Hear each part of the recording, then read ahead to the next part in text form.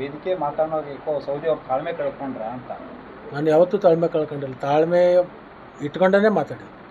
ಯಾರಿಗೆ ಏನೇನು ಸಂದೇಶ ಕೊಡ್ಬೇಕು ಅದನ್ನು ಕೊಡೋಗೋಸ್ಕರ ಮಾತಾಡಿ. ತಾಳ್ಮೆ ಯಾಕೆ ಕಳ್ಕೊಳ್ಳಿ? ಆರೋಗ್ಯ ಸರಿ ಇದೆ, ತಲೆ ಸರಿ ಇದೆ ಮತ್ತು ನನ್ನ ಚಿತ್ತ ಸರಿಯಾದ ದಿಕ್ಕಿನಲ್ಲಿ ಹೊಂಟಿದೆ. ನಾವು ನೋಡಿದ ರೀತಿಯಲ್ಲಿ ಸೌದಿ ಅವ್ರು ಯಾವತ್ತೂ ಈ ರೀತಿ ಮಾತನಾಡಿದ್ದಿಲ್ಲ. ಒಂದೊಂದು ಸಲ ಮಾತಾಡಿ ಹೋಗಿ ಯಾರ್ಯಾರಿಗೆ ಮೆಸೇಜ್ ಕೊಡ್ಬೇಕು ಅದು ಕೊಡ್ಬೇಕಾಗುತ್ತೆ. ಅಂದರೆ ಅನಿವಾರ್ಯನಾ ಈಗ ಮಾತನಾಡೋ ಸಂದರ್ಭ? ಅನಿವಾರ್ಯ ಅಂತಲ್ಲ, 100,000 ಪ್ರಶ್ನೆಗಳು ಬಂದಾಗ ಒಮ್ಮೆ ಉತ್ತರ ಕೊಡಬೇಕಾಗುತ್ತೆ. ಇಲ್ಲಾದರೆ ಲಕ್ಷ್ಮಣ ಸವದಿ ಏನೋ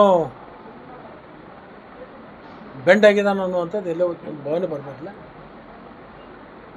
ನಾನು ರೈತ, ಎತ್ತನೂ ಹೊಡೆದೀನಿ, ಕೂರ್ಗಿಲಿ ಜೋಳನೂ ಬಿತ್ತೀನಿ, ಕಬ್ಬನ್ನು ಕಡ್ದೀನಿ, ಗಾಣನೂ ಮಾಡೀನಿ, ಟ್ಯಾಕ್ಟ್ರ್ ಹೊಡೆದೀನಿ, ಹಿಂದೂ ಮಾಡಿದ್ದೀನಿ, ಈಗೂ ಮಾಡ್ತೀನಿ, ಮುಂದೂ ಮಾಡ್ತೀನಿ.